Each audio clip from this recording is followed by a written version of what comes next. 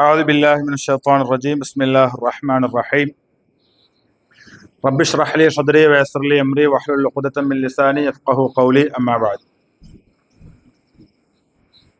அன்பார்ந்த இஸ்லாமிய சகோதரர்களே, பெரியார்களே, சிறார்களே, அஸ்ஸலாமு அலைக்கும் வரஹ்மத்துல்லாஹி வபரகாத்துஹ். புனிதமான ஆஷூரா மௌலிதுடைய 3வது நாளில் நாங்கள் இருக்கிறோம்.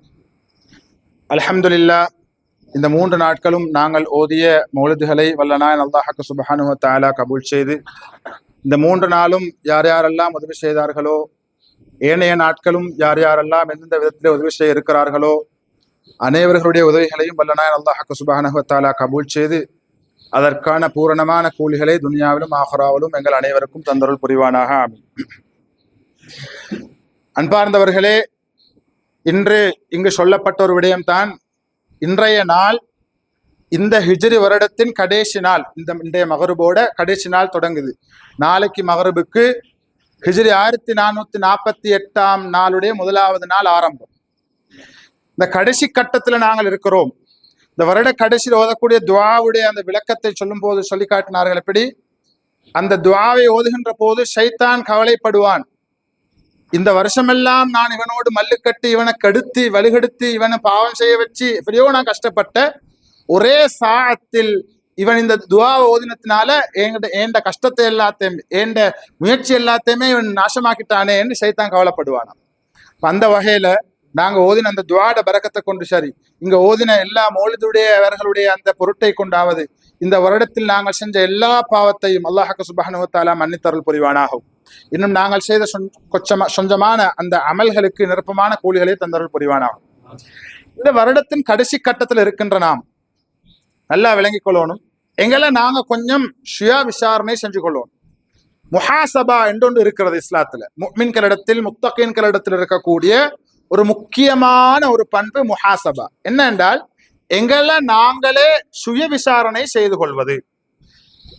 இது ஒவ்வொரு முஸ்லிமிடத்திலும் முஃமினிடத்திலும் இஸ்லாம் எதிர்பார்க்கக்கூடிய ஒரு பண்பு. அதே மாதிரி இந்த வருடத்துல நாங்க இருக்கிறோம்.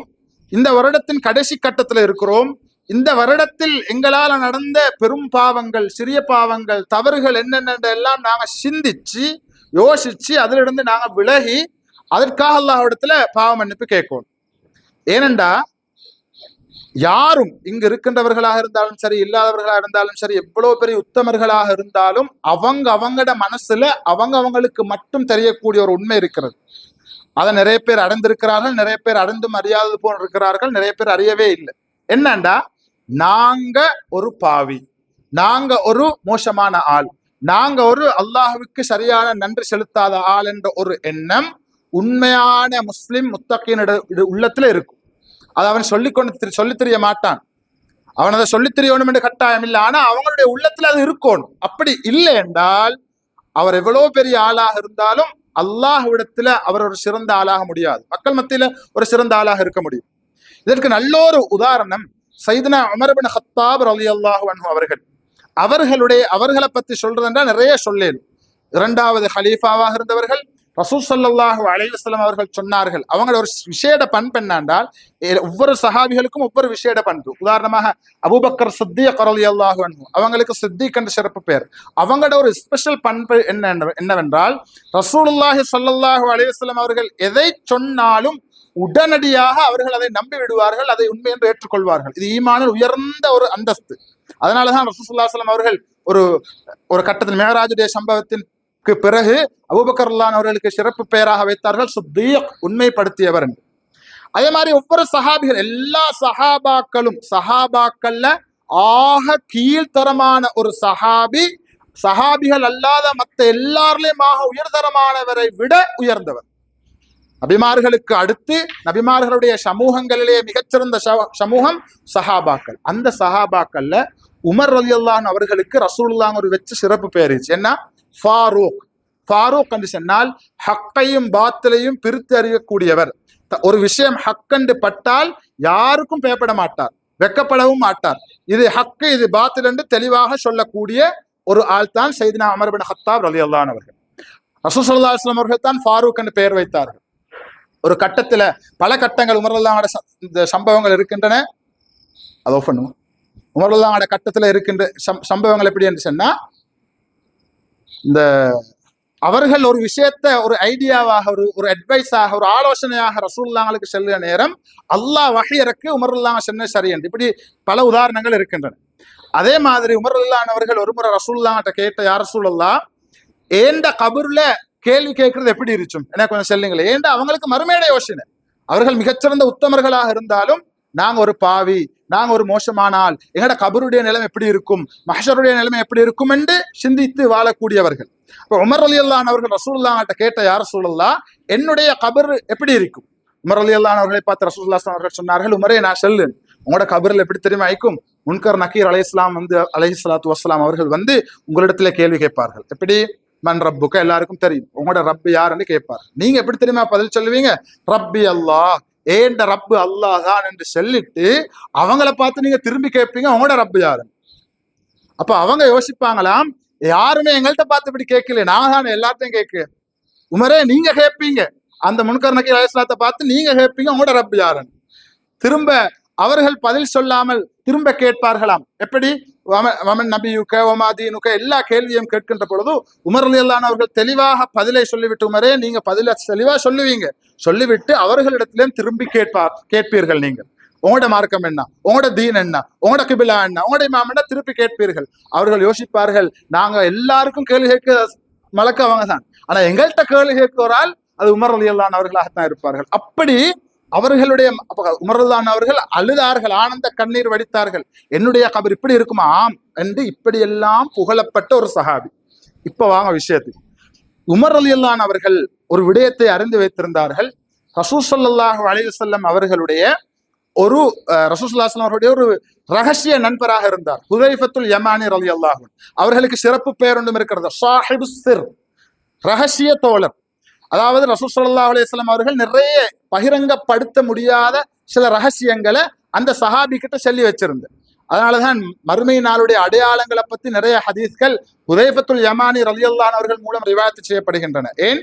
அவர்கள் ரசூல் ஸல்லல்லாஹு அலைஹி வஸல்லம் அவர்கள் பகிரங்கமாக செல்லாத பல விடயங்களை அவர்களிடத்திலே ரசூல் ஸல்லல்லாஹு அலைஹி வஸல்லம் அவர்கள் சொல்லியிருந்தார்கள். இவர்களிடத்துல ஒரு லிஸ்ட் ஒன்று ரசூலுல்லாஹ் கொடுத்து, என்ன லிஸ்ட் தெரியுமா?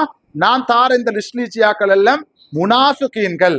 எப்படி முனாஃபிகீன்கள் என்றா, ஹுதைஃபத்துல் யமானி ரலியல்லாஹு அன்ஹு கிட்ட சொல்லு, அவங்க எல்லாம் எங்களோட தான் இருந்துச்சு, சஹாபாக்களோட தான் இருந்துச்சு, எங்களோட தொழுகை எல்லாம் செய்த, ஆனா இவர்கள் எல்லாம் இந்த லிஸ்ட்லீச்சி எல்லாருமே முனாஃபிக்குகள் எனக்கு தெரியும் என்று ரசூல் ஸல்லல்லாஹு அலைஹி வஸல்லம் அவர்கள் ஹுதைஃபத்துல் யமானி ரலியல்லாஹு அன்ஹு ஒரு லிஸ்ட் கொடுத்து, இந்த செய்தி உமர் ரலியல்லாஹு அன்ஹுக்கும் தெரியும். அந்த நாள்ல இருந்து உமர் ரலியல்லாஹு அன்ஹு அவர்களுக்கு யோசனை, அந்த லிஸ்ட்ல எந்த பேர் ஈச்சியோ தெரியா. எப்படிப்பட்ட ஆள்? ஃபாரூக், ஹக்கையும் பாத்திலையும் சரியாக பிரித்தறியக்கூடியவர். அவங்க உமர் ரசூலுல்லாஹி ஸல்லல்லாஹு அலைஹி வஸல்லம் அவர்கள் சொன்னார்கள், உமர் ரலியல்லாஹு ஒரு வழியில போனா சைத்தான் அந்த வழியில போக மாட்டான். முனாஃபிக்கு தனத்துக்கு கிட்டவாலும் போகாத ஒரு சஹாபி. அவருக்கு அந்த செய்தி வந்தத்துல இருந்து அந்த லிஸ்ட்டை பார்க்கணும். அந்த லிஸ்ட்ல எந்த பேரும் ஈச்சோ தெரியா, நானும் முனாஃபிக்காக இருப்பேனோ தெரியா என்று அவங்களுக்கு ஒரு கவலை. இதனால ஹுதைஃபத்துல் யமான் ரலியல்லாஹு அன்ஹு எப்ப கண்டாலும் உமர் ரலியல்லாஹு அன்ஹு கேட்பாங்களாம், அந்த பேர் லிஸ்ட்ல எந்த பேர் ஈச்சியாங்க. அவங்க ஒரு பதிலும் சொல்ல மாட்டார்கள். ஏன்? அவர்கள் ரகசியம் காக்கக்கூடியவர்கள். எனக்கு சொல்ல அனுமதி இல்லை. இப்படி இருக்கின்ற போது ரசூல் ஸல்லல்லாஹு அலைஹி வஸல்லம் அவர்கள் வஃபாத்துக்கு பிறகும் இந்த சஹாபி எங்க சரி ஹண்டா, உமர் ரலியல்லாஹு அன்ஹு வேலை கொஞ்சம் சொல்லுங்க, அதுல என்ன பேரிச்சியோ, அதுல எப்படிப்பட்டவர், அவங்களை விட சிறந்தவர்கள் அங்க அப்புறமே இல்லை. உமர் ரலியல்லாஹு அன்ஹு அவர்கள் அப்படி சிந்தித்து வாழ்ந்தவர்களாக இருந்தார்கள்.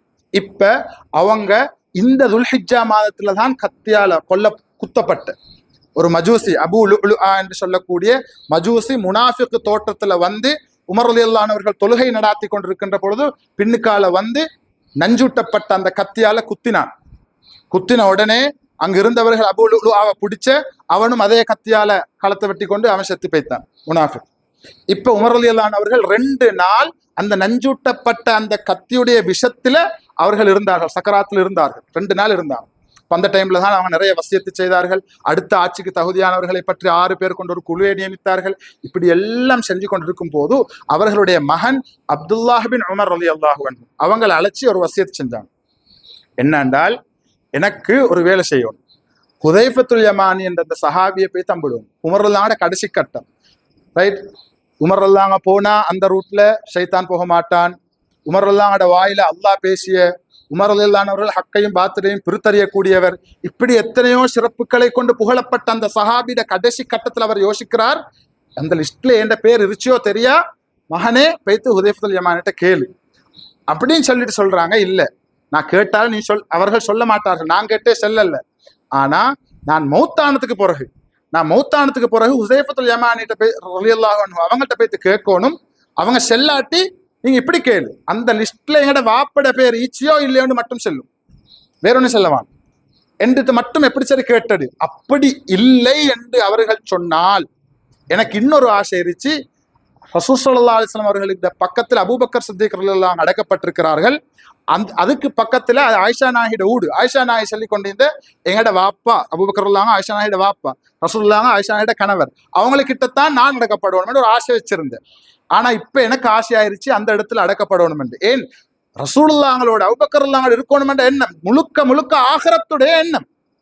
இப்ப நீங்க அந்த முனாஃபிக்குடைய லிஸ்ட்ல எந்த பேர் இல்லாட்டி தான் நீங்க இன்னொரு வேலை செய்யும்.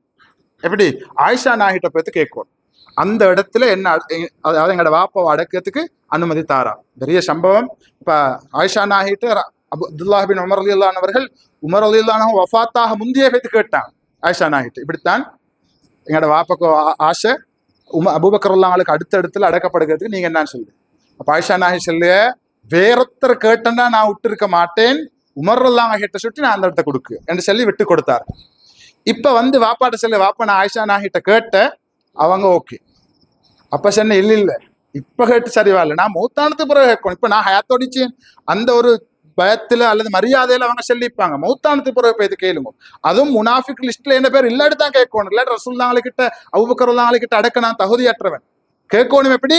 ஹலீஃபாஸ் கேட்ட, அமீருல் முஃமினீன் கேட்டன்னு கேட்கப்படாது, ஹத்தாபிட மகன் உமர் கேட்டன்னு கேளுங்க.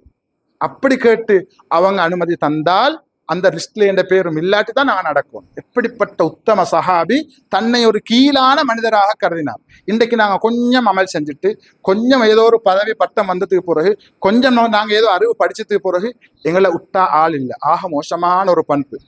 நாங்க எவ்வளவுதான் தர்ஜாக்கள் கூடினாலும், நல்ல ஆற்றல்கள் திறமைகள் வந்தாலும், எங்கள்கிட்ட நல்ல அறிவு கூடினாலும், சொத்து செல்வம் வந்தாலும், அத்தனையும் அல்லாஹ் பார்க்கிறது எங்களோட உள்ளத்தை தான். எனவே இந்த வருஷத்துல நாங்க பாவம் முன்னாலும் பாவம் தான் செஞ்சோம். இந்த ஒரு நாள் நாங்க முழுமையாக அல்லாஹ்விடத்துல சரணடைந்து, உமர் ரலியல்லாஹு அன்ஹுவோட சம்பவம் எப்படி முடியுது, அவங்க வஃபாத்தானாங்க. அதுக்கு பிறகு அப்துல்லாஹ் பின் உமர் ரலியல்லாஹு அன்ஹு அவர்கள் ஹுதைஃபத்துல் யமானி ரலியல்லாஹு போய்த்து கேட்ட, அவர் எனக்கு ரசூலுல்லாஹ் சொன்னது எனக்கு செல்லத்துக்கு அனுமதி தந்த சில விஷயங்கள் ஈச்சு, ரசூலுல்லாஹ் எனக்கு செல்லத்துக்கு அனுமதி தந்த சில விஷயங்கள் ஈச்சு, ஆனா இதுக்கு அனுமதி இல்லை. அப்ப எனக்கு ஒண்ணும் மானம், எங்கட வாப்பட பேர் அதில் ஈச்சியோ இல்லையோ மட்டும் சொல்லுங்க. அவர்கள் தலையால் அசைச்சு சொன்னார்களாம் இல்லை. அதுக்கு பிறகுதான் அப்துல்லாஹ் பின் உமர் ரலியல்லாஹு அன்ஹு ஆயிஷா நாயிட்ட திரும்ப போய்த்து கேட்டுட்டு, இன்றைக்கு நாங்க ஹஜ் உம்ராக்கு போனாலும் ரசூலுல்லாஹ்களுக்கு சலாம் சொல்லிட்டு, அபூபக்கர் ரலியல்லாஹு சலாம் சொல்லிட்டு, உமர் ரலியல்லாஹு அன்ஹுவுக்கு தான் நாங்கள் அடுத்து சலாம் சொல்கிறோம். அந்த இடத்துல அவர்கள் அடக்கம் செய்யப்பட்டார்கள்.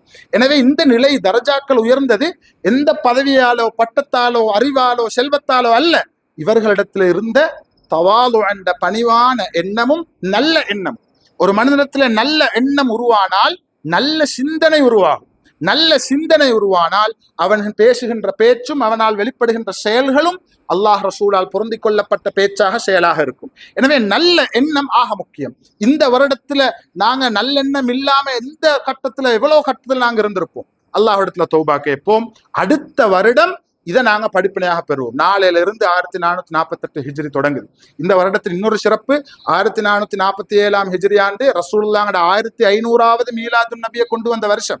அதுவும் இந்த வருஷத்துல ஒரு சிறப்பு. எனவே எல்லா கட்டத்திலும் ரபியுல் அவ்வல் மட்டுமல்ல, எல்லா கட்டத்திலும் ரசூலுல்லாஹி ஸல்லல்லாஹு அலைஹி வஸல்லம் அவர்களையும் அவர்களுடைய உத்தமமான சஹாபாக்களையும் ஏனையவர்களையும் ஞாபகப்படுத்த வேண்டும். நல்ல சாலிஹீன்களை இந்த மௌலிதுடைய விஷயங்களை பற்றி ஒவ்வொரு நாளும் சொல்லப்படுகின்றன. அவற்றை அறிந்து நாங்க கொஞ்சம் சரி மாற்றம் இல்லாம எங்களால வாழ இயலாம். நிச்சயமாக அல்லாஹ் அதை பொருந்தி கொள்ள மாட்டான். நேற்று விட இன்று விட நாள கொஞ்சம் கொஞ்சம் கொஞ்சம் அது மற்றவங்களுக்கு எங்கட மாற்றம் விளங்கணும் என்ற அவசியம் இல்லை, அல்லாஹ்க்கு விளங்கினா போதும்.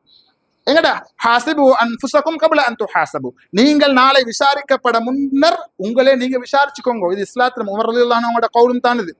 அப்ப நாங்க எங்களை என்ன செய்யணும், விசாரிச்சு கொள்ளணும். எங்களுக்குள்ள இன்னொருத்தருக்கு நாங்க போறதுக்கு முந்தி நாங்க எங்களுக்குள்ள நான் ஒரு பாவி, நான் இப்படி செஞ்சிச்சு, இப்படியான எண்ணங்களை நட்டுருச்சு, இதுல இருந்து நாங்க தவறு கொண்டு சாலிஹீன்களாக மாறுவதற்கு நாங்க முயற்சி செய்யணும்.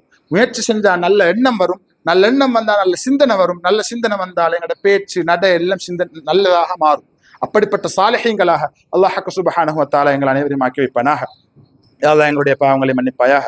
இந்த இடத்துல சொல்லப்பட்ட விடயங்களை உன்னால் ஏற்றுக்கொள்ளப்பட்ட ஹக்கான விடயங்களை ஆக்கி வைப்பாயாக. இந்த இடத்துல சொன்ன விடயங்களை நன்றாக அறிந்து அவற்றின் மூலம் படிப்பினை பெற்று அதனை விளங்கி நடக்கக்கூடிய சாலிஹீன்களாக எங்களை ஆக்கி வைப்பாயாக. இன்னும் யா அல்லாஹ் வருட கடைசியிலே நாங்கள் கடைசி நாளிலே இருக்கிறோம். யா அல்லாஹ் இந்த வருடத்திலே நாங்கள் செய்த எல்லா விதமான பாவங்களையும் மன்னித்து மறைத்தருள் புரிவாயாக. இன்னும் நாங்கள் செய்த கொஞ்சமான அமல்களுக்கு நிரப்பமான கூலிகளை தந்து உன்னுடைய தயாளத்தன்மையை கொண்டு துன்யாவிலும் ஆஹிராவிலும் அந்த அமல்களை எங்களுக்கு பிரகாசமானதாக ஆக்கி வைப்பாயாக. இன்னும் யா அல்லாஹ் எங்களுடைய உள்ளத்தை சீரானதாக நல்ல எண்ணங்கள் உள்ள உள்ளமாக எங்களை ஆக்கி வைப்பாயாக. நல்ல சிந்தனையை தருவாயாக. நல்ல பேச்சையும் நல்ல செயல்களையும் தருவாயாக. நீ பொருந்தி கொண்ட நல்லவர்களுடைய கூட்டத்தில் எங்களை சேர்த்தருள் புரிவாயாக. யா அல்லாஹ் இந்த இடத்திலே ஆஷூரா மௌலிதுடைய 11 நாட்களும் யார் யாரெல்லாம் என்னென்ன விதத்திலே உதவி செய்தார்களோ உதவி செய்ய இருக்கிறார்களோ அனைவருடைய ஹாஜத்துக்களையும் நிறைவேற்றி தருவாயாக. அனைவருடைய பிரச்சனைகள் பலாய்கள் முசீபத்துகளை விட்டு நீக்கி விடுவாயாக. இன்னும் யா அல்லாஹ் இங்கு கையேந்தி கேட்கக்கூடியவர்கள் என்னென்ன உள்ளத்திலே ஹாஜத்துகளோடு இருக்கிறார்களோ துனியாவுடைய ஆஹிராவுடைய எல்லா ஹாஜத்துக்களையும் நிறைவேற்றி தந்தருள் புரிவாயாக. எங்களை தொட்டும் இருக்கக்கூடிய முடிச்சுகளை எல்லாம் நீ அவிழ்த்து விடுவாயாக. எங்களை தொட்டும் இருக்கக்கூடிய நோய்களை எல்லாம் நீ ஷிஃபாவாக்கி தந்துடுவாயாக. இன்னும் யா அல்லாஹ் எங்களை தொட்டும் இருக்கக்கூடிய கடன்களை எல்லாம் நிவர்த்தி செய்து தந்தருள் புரிவாயாக. இன்னும் யா அல்லாஹ் எங்களுடைய பெற்றோருடைய முஸ்லிமான முஃமினான ஆண்கள் பெண்களுடைய அனைவர்களுடைய பாவங்களை மன்னித்து சந்தோஷமான வாழ்க்கையை தருவாயாக. எங்களுடைய துஆக்களை எங்கள் உயிரிலும் மேலான முஹம்மது ஸல்லல்லாஹு அலைஹி வஸல்லம் அவருடைய பொருட்டை கொண்டும் இந்த இடத்துல யார் யாருடைய மௌலிதுகள் ஓதப்படுகின்றனவோ அனைத்து நல்லுள்ளங்களுடைய பொருட்டை கொண்டும் ஏனைய நபிமார்கள் சித்தீகீன்கள் சுஹதாக்கள் சாலிஹீன்களுடைய பொருட்டை கொண்டும் கபூல் செய்து அருள் புரிவாயாக. வஸல்லல்லாஹு தஆலா வஸல்லம் வபாரக அலா கைர் ஹல்கிஹி சய்யிதுனா முஹம்மதின் வஅலா ஆலிஹி வஸஹ்பிஹி அஜ்மஈன் வஆখিরு தஅவானா அல்ஹம்துலில்லாஹி ரப்பில் ஆலமீன். அஸ்ஸலாமு அலைக்கும் வரஹ்மத்துல்லாஹி வபரகாத்துஹு.